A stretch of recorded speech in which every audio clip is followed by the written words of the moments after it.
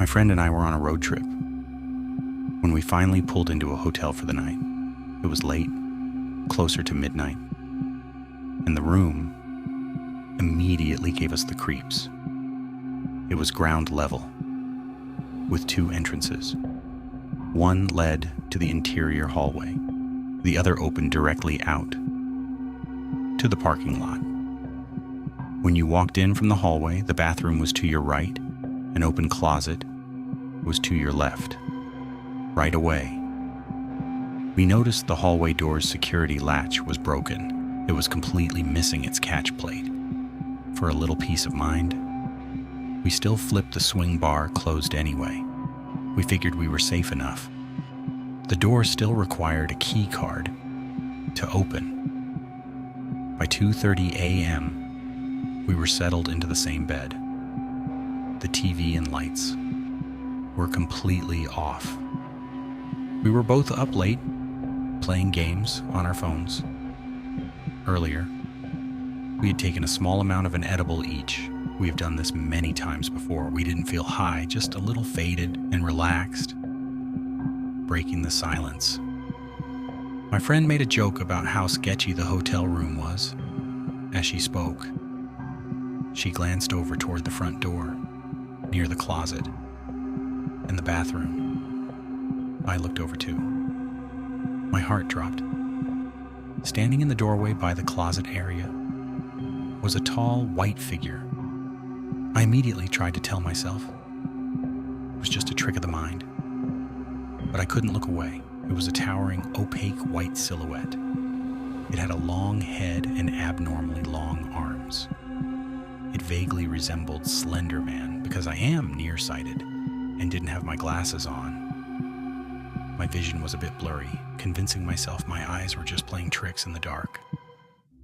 I forced my gaze back down to my phone. Then, my friend asked in a jokingly nervous voice, "Do you also see the person in the doorway?" Panic set in. We both started to freak out. She snapped on her phone flashlight, aimed it right at the closet. But the area was completely empty. The second she turned the flashlight off, the figure reappeared in the darkness. We quickly turned on the bedside lamp, shaken. My friend explained that she had seen a white figure too. She described it as looking like someone wearing a long, oversized white hotel robe. Before we talked ourselves into sharing too many details, we decided to each draw exactly what we saw, just to see if our stories matched. They matched perfectly. Both drawings showed a figure, slightly taller than the clothes hanger pole, solid white, with long limbs and a long, shadowy face.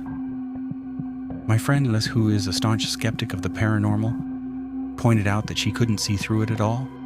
It looked entirely solid. I couldn't see through it either. We desperately tried to rationalize it. Was it light bleeding from the hallway? Were our brains misinterpreting shadows? To test it, my friend handed me her glasses so I could see clearly through the dark. We turned the bedside lamp off again and waited for our eyes to adjust. This time, I saw nothing. Through her lenses, I could see perfectly into the open closet, the pole, the hangers, the bare wall. It was totally empty. Oddly, that made me even more terrified. It felt like whatever had been standing there, it hadn't vanished. It had simply moved somewhere else in the room. We turned the lights back on. My friend confirmed that she saw nothing too. The fact that we were completely synchronized in seeing it and then not seeing it sent our panic into overdrive.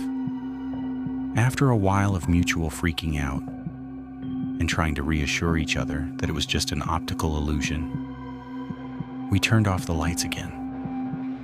We went back to our phones, trying to force ourselves to relax so we could get some sleep. Then out of the corner of my eye. I caught a glimpse of the figure again, this time. It was peeking out from the left side of the doorway, right where the bathroom was located. I froze, trying my hardest to ignore it, telling myself my brain was just feeding on my fear. Suddenly, my friend spoke up, trying to laugh it off. I know it's just my eyes playing tricks on me, but I keep seeing something peeking its head up from the bathroom area. A wave of pure, unadulterated terror hit me.